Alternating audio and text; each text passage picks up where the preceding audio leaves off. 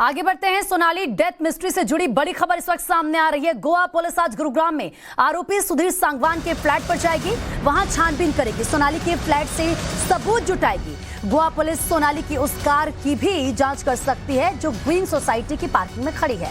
तो वहीं सोनाली के परिवार की मांग है कि उनकी मौजूदगी में ही फ्लैट का ताला खुला जाए। आपको ये भी बता दें कि गुरुवार को गोवा पुलिस संत नगर वाले घर पहुंचे, सोनाली की प्रॉपर्टी की लैंड लीज डीड की जांच की और ये बताया जा रहा है कि सुधीर ने प्रॉपर्टी की लैंड लीज डीड बनवाई थी। यानी कि गोवा पुलिस अब हर एंगल से जांच कर रही है, कोई भी एंगल नहीं यहां पर छोड़ा जा रहा है। देखिए, क्योंकि सोनाली के परिवार की ये मांग है, वो बार बार ये कह रहे हैं कि जब फ्लैट को खोला जाए, जब ताला तुड़वाया जाए तो वो वहां पर मौजूद रहे, यानी कि उनकी मौजूदगी में ही ऐसा होना चाहिए। तो देखिए, सोनाली फोगाट के भाई वतन ढाका का भी इस पर क्या कुछ कहना है वो भी आपको सुनाएंगे। लेकिन सोनाली फोगाट की मौत कैसे हुई है, ये सवाल एक नहीं दो राज्यों की पुलिस को परेशान कर रही है। परिवार वाले लगातार सुधीर सांगवान पर आरोप लगा रहे हैं और अब इस मौत मिस्ट्री में फार्म हाउस का एंगल सामने आया है।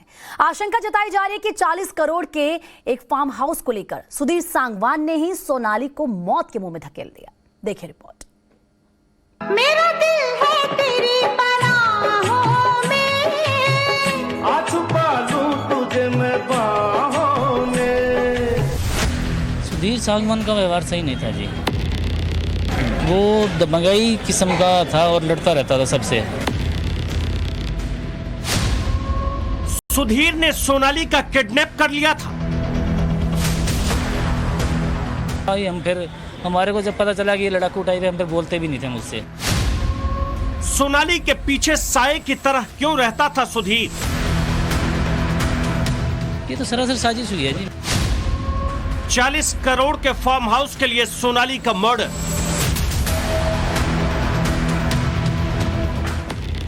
मैडम की तो सरासर हत्या की गई है और मैडम के साथ गलत हुआ है।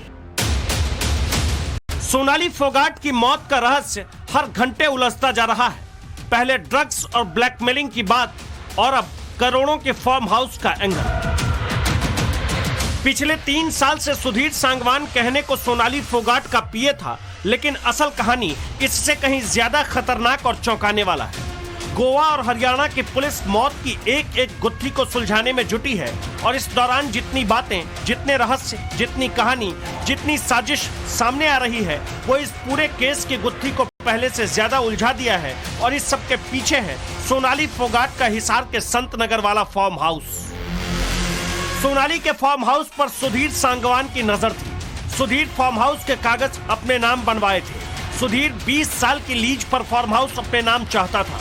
सिर्फ 60,000 सालाना पर एग्रीमेंट तैयार करवाया था। और एंगल सामने आ रहा है कि सुधीर सांगवान ये काफी बड़ा फार्म हाउस है, इसकी भी प्रॉपर्टी वो हड़पना चाहते थे। क्या कुछ आपको इस चीज में पता लग पाया है? हाँ, कुछ डॉक्यूमेंट उसने तैयार करवाए हुए थे लीज पे लेने के लिए। 18 साल तक की कोई लीज का डॉक्यूमेंट तैयार कर, वो हमें अभी रिसेंटली 2-3 दिन में ही पता चला। पुलिस को शक इसलिए भी हो रहा है क्योंकि सुधीर सांगवान ने फार्म हाउस के लीज पेपर सिर्फ तैयार ही नहीं करवाए थे, सिर्फ 5,000 रुपए महीने यानी कि 60,000 रुपए सालाना देकर ही सोनाली का फार्म हाउस लीज पर लेना चाहता था। इसीलिए पुलिस की जांच का दायरा भी लगातार बढ़ रहा है और जहां जहां सोनाली की संपत्ति है वहां वहां जांच की जा रही है। एक कहानी ये भी है कि जहां जहां सोनाली जाती थी, सुधीर उसके साथ रहता था, वो चाहे हिसार हो या गुरुग्राम या फिर गोवा। सोनाली को करीब से जानने वाले और उनके पड़ोसी सुधीर को तो नहीं पहचानते थे, लेकिन उसके व्यवहार को अच्छी तरह से जान गए थे। ये तो सरासर साजिश हुई है जी। मैडम तो अपने शरीर का बिल्कुल A to Z ध्यान रखती थी, हम भी नहीं ध्यान रखते जितना वो अपने केयर करती थी। सोनाली की मौत सामान्य है या साजिश, अभी तक पुलिस भी इस पर कुछ भी खुलकर बोलने से बच रही है। गोवा पुलिस अब उस वकील से भी जानकारी जुटा रही है जिसने सोनाली के फार्म हाउस का एग्रीमेंट तैयार करवाया था। इस बीच टाइम्स नाउ नवभारत को सोनाली के पड़ोसी ने जो बताया, उससे साफ है कि सोनाली के पास संपत्ति की कमी नहीं थी। इसीलिए अब इस पूरे केस में संपत्ति का एंगल भी खुलकर सामने आ गया है। इस मकान के अलावा और गली में कुछ और उसकी प्रॉपर्टी है, उनकी अपनी प्रॉपर्टी है मैडम की, बहुत है प्रॉपर्टी है, दुकानें हैं इनकी, ये पूरी फोगाट फैमिली की दुकानें हैं, 20-25 दुकानें हैं, सारी फैमिली की हैं उनकी। प्रॉपर्टी तो अच्छी है, उनका फार्म हाउस भी है, जमीन भी है, ये मकान है उनका संतनगर में जो रहती थी जहाँ पे।